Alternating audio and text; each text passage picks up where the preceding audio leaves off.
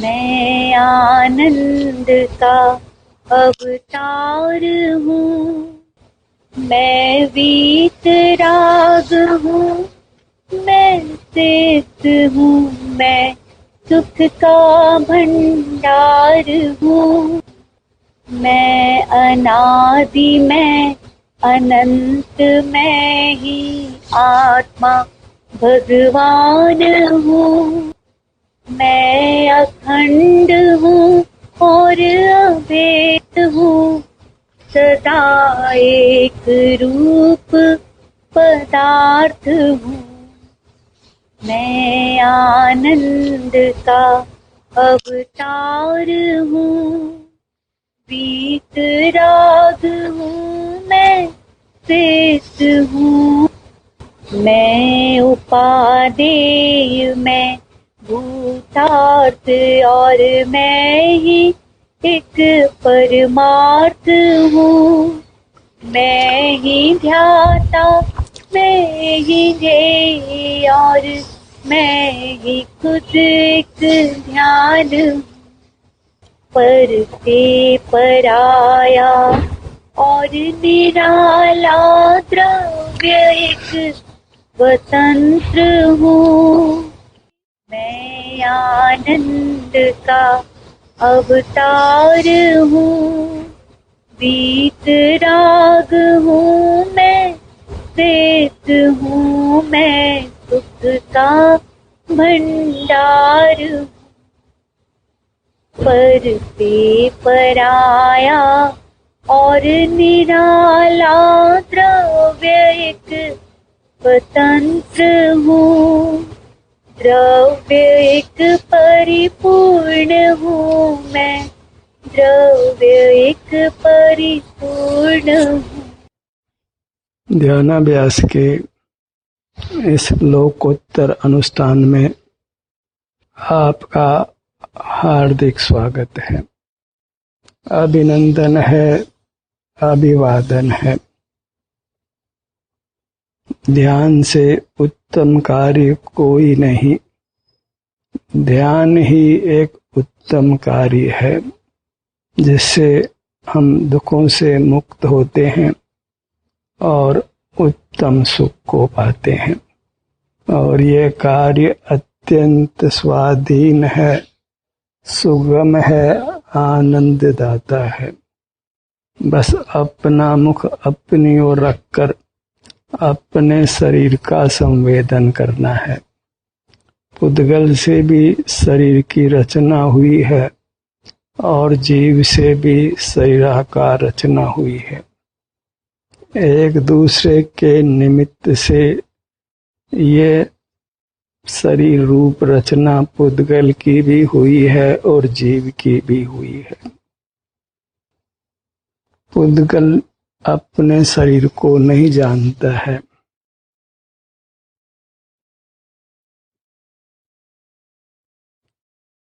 हमको हमारा शरीर संवेदन रूप से अनुभव में आता है और इंद्रियां प्राप्त है, उससे मूर्त शरीर भी ज्ञात होता है। और चूंकि वहाँ हमारा अमूर्त शरीर भी है, इसलिए हम मूर्त शरीर में अपनापन कर लेते हैं और मूर्त शरीर के सहाय से होने वाले कार्यों को भी अपना स्वरूप मान लेते हैं। जो काय चेष्टा होती है मूर्त शरीर के सहाय से होती है, तो वह हमने की, वह हमारी चेष्टा है। बोलते हैं तो वह हमारा कार्य है। इंद्रियों से जानते हैं तो मैं जानता हूँ, पर ये सब मूर्त की पराधीनता से होने से हमारे स्वभाव नहीं है। अगर मूर्त शरीर नहीं हो तो ये सब कार्य हम नहीं कर सकते हैं। न इंद्रिय ज्ञान, न मन से विचार करना, न स्मरण करना, न बोलना, न हिलना डुलना, चलना, ये सब कुछ हम नहीं कर सकते हैं। ये सब स्वभाव भूत नहीं है। पर अपना संवेदन हम बिना इंद्रियों के, बिना मूर्त शरीर के कर सकते हैं। बिना मूर्त शरीर के साई के ही हमको अपने शरीर में आराम या वेदना की स्थिति का अनुभव होता है। वेदना कर्म निमित्त होने से वह भी स्वभावभूत नहीं है, पर जो आराम की स्थिति है वह स्वभावभूत है और वही हमारा स्वरूप है। उसी को हमने भोगना है। वेदना भले ही भोगने में आए पर उसकी उपेक्षा करना है। लेट इट गो, इसको होकर चले जाने दो। यह हमारा स्वरूप नहीं है, स्वभाव नहीं है। जो आराम की स्थिति है, सुख की स्थिति है, वही हमारा स्वरूप है। इससे यह निर्धार करिए कि हम एकांततः सुख स्वभावी हैं, आनंद मूर्ति हैं, आनंद भोजी हैं। उसी से हमको देवत्व है, दिव्यता है। क्योंकि सुख हमारा स्वभाव है, इसलिए सब जीव अपने स्वभाव से देव हैं, परमात्मा हैं। और हमें अपने आप को परमात्मा रूप ही स्वीकार करना है। भले अभी बहिर्मुखता के कारण रागादिक दोष होते हों, बहिर्मुखता होती हो, पर ये स्वभावभूत नहीं है। अनादि मोह से बहिर्मुखता में ज्ञात पदार्थों में अपनापन भी हो, पर यह स्वभावभूत नहीं है। और अपना संवेदन निर्विकल्प होता है, वीतराग होता है, वही स्वभावभूत है। तो यही निर्धार करना है कि हम सुख स्वभावी हैं। इसी कारण से हमको सुख की कामना होती है, हम सुख चाहते हैं। पर इंद्रिय ज्ञान में होने से जो रागादिक दोषजनित आकुलता होती है और कर्म के विपाक से वेदना होती है, तो हम उससे मुक्त होना चाहते हैं और बाह्य साधनों से ही मुक्त होने का प्रयत्न करते हैं। कारण कि अपना अमूर्त शरीर इंद्रिय गोचर नहीं है। हम इंद्रिय ज्ञान को ही मुख्य करते आए हैं, अपने संवेदन को मुख्य नहीं करते, यद्यपि वह हमको होता है। और संवेदन सर्वथा ही नहीं हो तो जीव को कभी कुछ भी सुख की अनुभूति नहीं हो सकती है। शरीर में आराम की स्थिति सब जीवों को अनुभव में आती है, क्योंकि वह संवेदन गम्य है। तो अपने शरीर में आराम की स्थिति अनुभव में आने पर भी उस आभ्यंतर अमूर्त शरीर में अपनापन नहीं होता, क्योंकि हम इंद्रिय ज्ञान की पराधीनता से जीते हैं। अब हमको स्वसंवेदन की स्वाधीनता से जीना है। इंद्रिय द्वारों को बंद रखकर अपनी मूर्त के आराम या वेदना की स्थिति को भोगना है। इसमें वीतरागता है, निर्विकल्पता है, कर्म का बंधन नहीं है, अपितु कर्म की निर्जरा है। और इस प्रकार कर्म की निर्जरा होते होते संपूर्ण कर्मों का क्षय हो जाता है। वही परमात्मा दशा है। बूंद बूंद करके घड़ा खाली हो जाता है, टंकी खाली हो जाती है। ऐसे ही जब स्वसंवेदन के प्रताप से कर्म धीरे धीरे जाता है तो फिर संपूर्ण कर्म चला जाता है। और एक बार कर्म के चले जाने पर फिर कर्म के अभाव में कर्म का बंधन नहीं होता है। यदि जीव के साथ मूर्त का संबंध नहीं हो तो फिर मूर्त का बंधन नहीं हो सकता है। जो मूर्त का बंधन है, इससे हमको कथनचित मूर्तता होने से मूर्त हमारे साथ बंधता है। अन्यथा अमूर्त का मूर्त के साथ बंधन होना शक्य नहीं है। जो अपने को पर्याय में भी अमूर्त स्वीकार करते हैं, उनको बंधन का स्वरूप ज्ञात नहीं है। मूर्त के बंधन से जीव में कथनचित मूर्तता पर्याय में होती है। इसी हेतु से हम मूर्त से प्रभावित होते हैं। रागादिक परिणाम होते हैं, मूर्त को देखते जानते हैं। नाना प्रकार की विचित्र दशाएं होती है। ये सब परिणाम अपने में होने पर भी हमारे स्वभावभूत नहीं है, पर जो शरीर में आराम की स्थिति है वह स्वभावभूत है। उसी से परमात्मा के साथ हमारी कथनचित समानता है। परमात्मा दशा का अंश हमको पाया जाता है, वही अंश बढ़ते हुए पूर्णता को प्राप्त होता है। स्वर्ण पाषाण में भी कथनचित उसका स्वरूप व्यक्त रहता है, जिसको स्वर्ण पाषाण के स्वरूप को जानने वाले पहचान लेते हैं।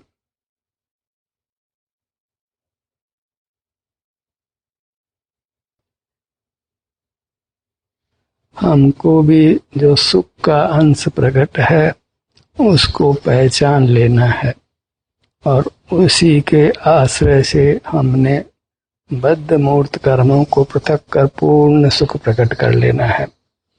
यही नर से नारायण होने की विधि है। फिर हमको अपने अमूर्त शरीर में और उसमें होने वाले सुख में ही अपनापन होता है। उसी को भोगने को हम अपना स्वभाव मानते हैं और बाह्य जगत के ज्ञाता नहीं होते, कर्ता नहीं होते, भोक्ता नहीं होते, केवल अपने आनंद के भोक्ता होते हैं। इस प्रकार परमात्मा के स्वरूप का निर्णय करना चाहिए। उस निर्णय के बल पर ही हम अपने अनुभव रूप रहकर सकल कर्मों का क्षय कर परमात्म दशा को पाने वाले हैं। अपने अमूर्त शरीर को पहचानिए। वह तभी संभव है जब हम बहिर् लक्ष्य को छोड़ें और अपने अमूर्त शरीर में वेदना का नहीं होना वह सुख का होना है। जैसे अंधेरे का नहीं होना उजाले का होना है, रात का नहीं होना वह दिन का होना है। तो वेदना का नहीं होना वह सुख का होना है और वह परमात्मा रूप है। उसको हमने रुचि से भोगना है। उसी से सुख बढ़ता हुआ पूर्ण होने वाला है। इसलिए शरीर में जो आराम की स्थिति है वह मूर्त शरीर में नहीं होकर आपके अमूर्त शरीर में होती है। उस सुख को आपने प्रीति पूर्वक भोगना है, क्योंकि वह आपका अपना स्वरूप है। और जो विस्तार है वह आपका अपना स्वरूप है, वह आपका क्षेत्र है। और जो आराम की स्थिति है वह आपकी पर्याय है, आपका स्वभाव है। इस प्रकार हमें स्वाधीनता से अपने को भोगना है, शांति को भोगना है, जहाँ फिर पर के प्रति कुछ भी व्यवहार नहीं है, जानने देखने रूप व्यवहार भी नहीं है। और व्यवहार को तो हम निषेध सहजता से कदाचित कर लेते हैं, पर जो देखने जानने का व्यवहार है उसमें हम परायापन नहीं कर पाते, यद्यपि वह प्रकट ही मूर्त इंद्रियों की सहाय से होता है। विचार भी मूर्त मन की सहाय से होता है। स्मृति भी मूर्त मस्तिष्क की सहाय से होती है।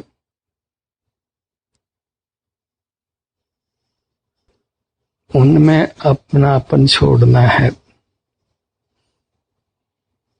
और जो सुख का अनुभव, आराम का अनुभव हमको स्वाधीनता से होता है, उसी में अपनापन करना है। तो अपने विस्तार में होने वाले आराम की स्थिति को अत्यंत प्रमोद से भोगिए। ये परमात्मा सुख का अंश है, बीज है, मूल है। अंश का भी अभाव हो तो अभाव में से सद्भाव उत्पन्न नहीं हो सकता है। जैसे मूर्त पदार्थों में चेतनता का अंश भी नहीं है तो वे चेतन नहीं हो सकते। हम में सुख का अंश भी कदाचित नहीं हो, सुख गुण के पर्याय नहीं हो, तो फिर परमात्म दशा जो सुख रूप है वह नहीं हो सकती। परमात्म दशा का रूप सदा व्यक्त रहता है, अर्थात सुख गुण की पर्याय सदा रहती है। तो मैं एक सुख गुण वाला, सुख स्वभाव वाला हूँ, इसलिए सुख की वांछा की पूर्ति हो सकती है। जैसे घर में रसोई में सब खाद्य सामग्री हो तो हम भोजन तैयार कर क्षुधा को मिटा सकते हैं, ऐसे ही सुख की समग्र सामग्री विद्यमान है। अपना विस्तार भी है और विस्तार में आराम की स्थिति भी है।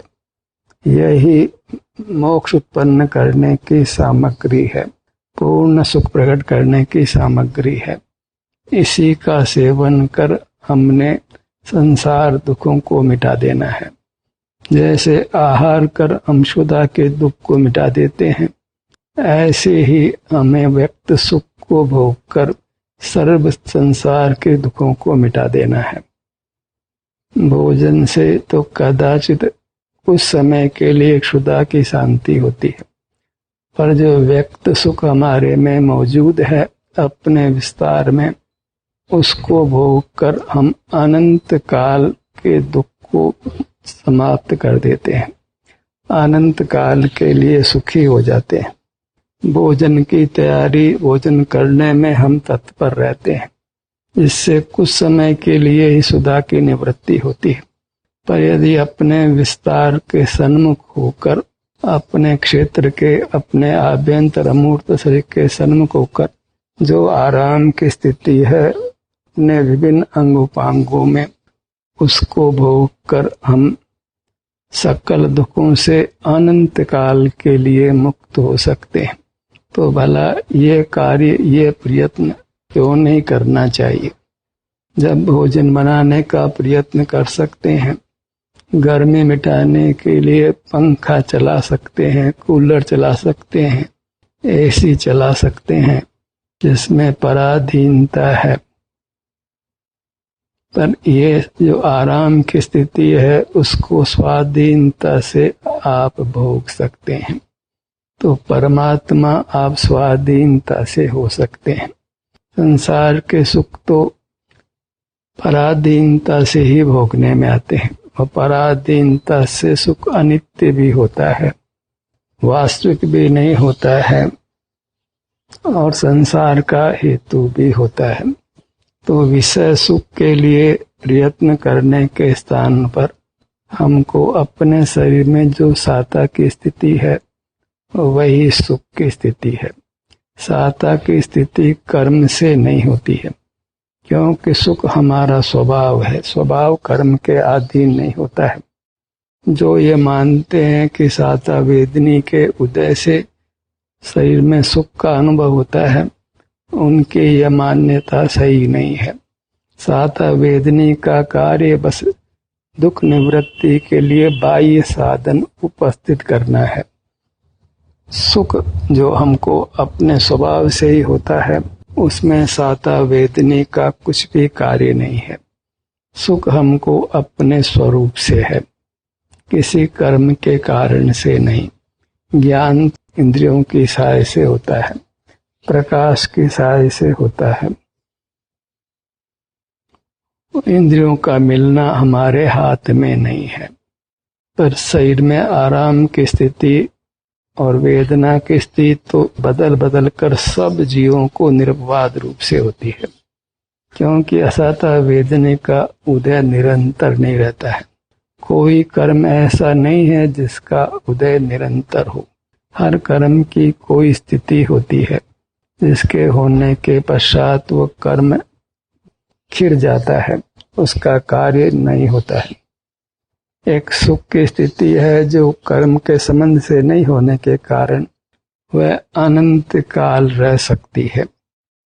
हम अनंत काल तक सुख से रह सकते हैं, बशर्ते कि जो बीजभूत सुख मौजूद है उसका हम अनुभव करें।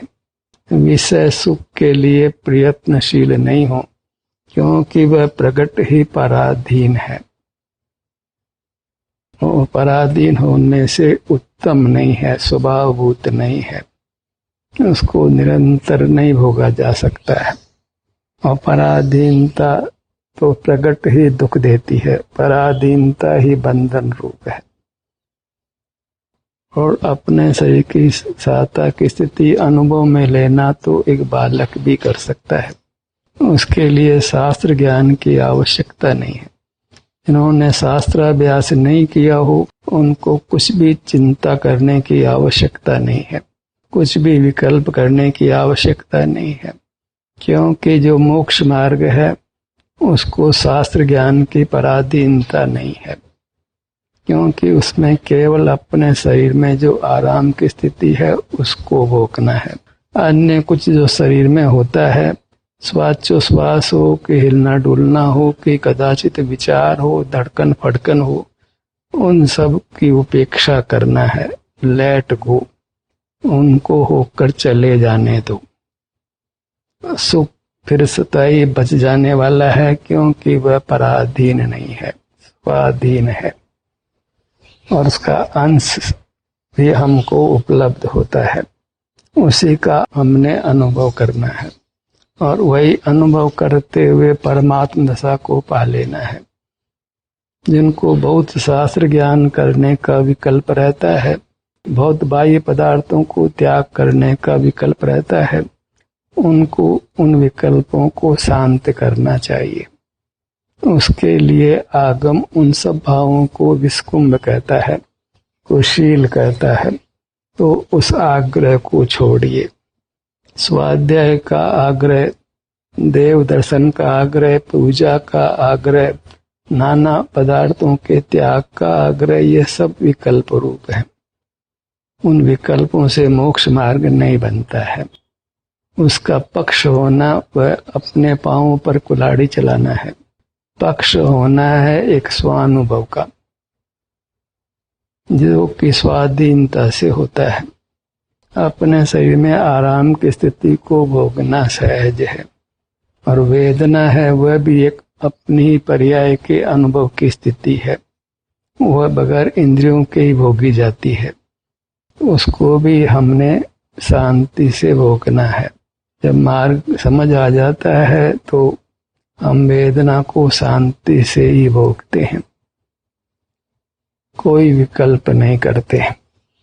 विकल्प तभी होता है जब हम वेदना के अनुभव को आर्त ध्यान मान लेते हैं और ये चिंता करते हैं कि यदि वेदना का उपचार नहीं किया गया तो वेदना ने बढ़ जाना है। कुछ अपवादों को छोड़कर ही वेदना का प्रतिकार करने की आवश्यकता होती है। जब आयु बहुत हो और वेदना चिकित्सा के बिना मिटती नहीं हो, जहाँ शल्य चिकित्सा की ही आवश्यकता हो, तो वहाँ उस शल्य चिकित्सा का परावलंबन का निषेध नहीं किया जा सकता है। अन्यथा तो यथासंभव हमको शांति से वेदना का अनुभव करके ही वेदना से मुक्त हो जाना है, अन्यथा परावलंबन का कोई अंत ही नहीं है। जहाँ तक संभव है हमको पर पदार्थों का ग्रहण नहीं करना है, उनका आश्रय नहीं करना है, उनको देखना जानना भी नहीं है। स्वाधीनता से अपने शरीर में जो भी स्वास्थ्य की स्थिति है उसको भोग कर कर्म से मुक्त हो जाना है, परमात्म दशा को पा लेना है। अब जब ध्यान का निर्देश देने की बात आती है तो फिर हम यही निर्देश देते हैं कि आप अंतर यात्रा कीजिए, योग निद्रा कीजिए। योग नाम अपने से जुड़ने का है और निद्रा नाम बाहर से हटने का है। योग निद्रा शब्द से ही पूरा मोक्ष मार्ग आ जाता है। सवासन कहें तो उससे भी पूरा मोक्ष मार्ग आ जाता है। सब की तरह जैसे सब बाह्य पदार्थों को नहीं देखता जानता है, ऐसे हमको बाह्य पदार्थों को देखना जानना नहीं है। जैसे सब बोलता नहीं है, कुछ काय चेष्टा नहीं करता है, ऐसे हमको काय चेष्टा नहीं करना है, बोलना नहीं है। और आसन तो हमने लेना ही है, आसन नाम अपने में स्थित होने का है। तो सब की तरह रहना है और अपने में स्थित रहना है। एक सब जो है वो अपने में स्थित नहीं रह सकता है, तो हमको सब नहीं होना है, सब आसन करना है। सब की तरह निश्चेष्ट रहना है, आसन अर्थात अपने में स्थित रहना है। तो ये शवासन और योग निद्रा जो कि धर्म के रूप में प्रसिद्ध नहीं है, उनको हमने धर्म के रूप में जान लेना है। योग निद्रा में हम अपने आभ्यंतर अमूर्त शरीर का ही अंग उपांग कर वहाँ के स्वास्थ्य की स्थिति का संवेदन करते हैं। उस शवासन में भी वही स्थिति है, बस शवासन को प्राय लेट कर किया जाता है। योग निद्रा में वह बाध्यता नहीं है, और योग निद्रा में भी वही आसन लेना है जिस आसन का हमको अभ्यास हो, जिसमें हम आराम से रह सकें, अपना संवेदन करते हुए रह सकें। कदाचित एक आसन में खिंचाव भी हो, तो जिसको हम सहन कर सकते हो जितने खिंचाव को, तो वह सहन करना है। अन्यथा फिर आसन बदल लेना है, पर अपना संवेदन छोड़ना नहीं है। इसी प्रकार मोक्ष मार्ग की प्रवृत्ति होती है।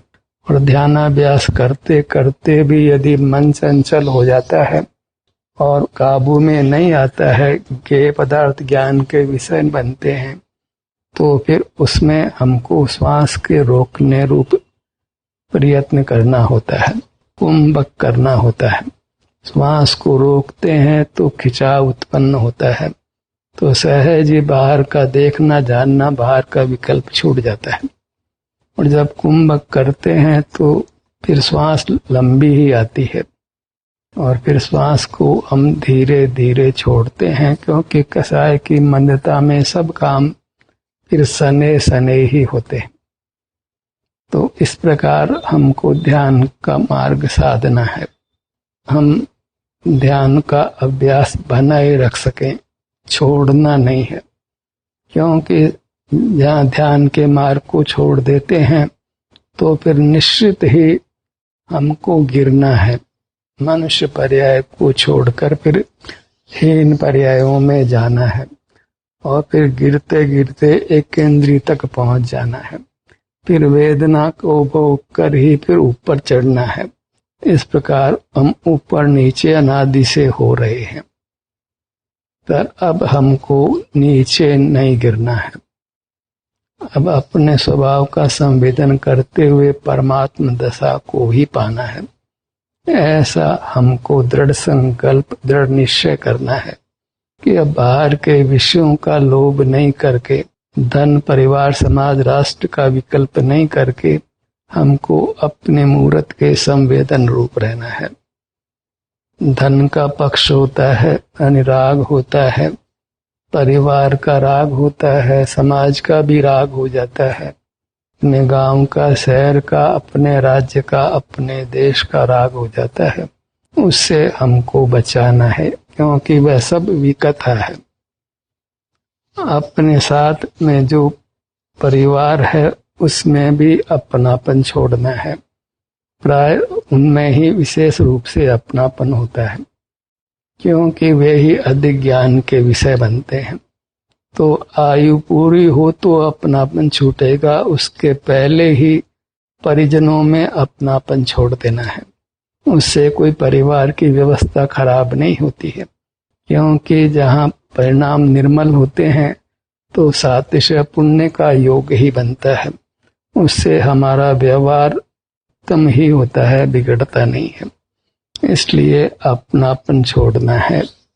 परिजनों के प्रति राग भी नहीं करना है, द्वेष भी नहीं करना है।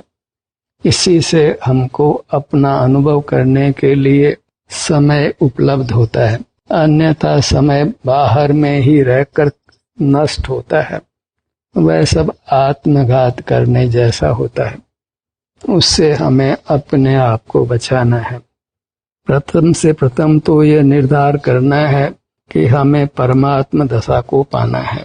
उसमें पर का आश्रय छोड़ना होता है, अपनी मूर्त का आश्रय करना होता है और अपनी मूर्त में जो आराम की स्थिति है उसको मुख्य करके भोगना है। बाहर के पदार्थों को, अपने ही विवाह पर्यायों को मुख्य नहीं करना है। बाहर के पदार्थों को तो यथासंभव विषय नहीं करना है और अपने में जो विवाह पर्याय होती है उनके लिए लेट होकर समाप्त हो जाने दो, विकार को होकर समाप्त हो जाने दो। फिर से सुख ही रहना है, फिर अनंत काल सुख से रहना है, अब दुख में नहीं रहना है। ध्यान का सत्र ही समाप्त होता है।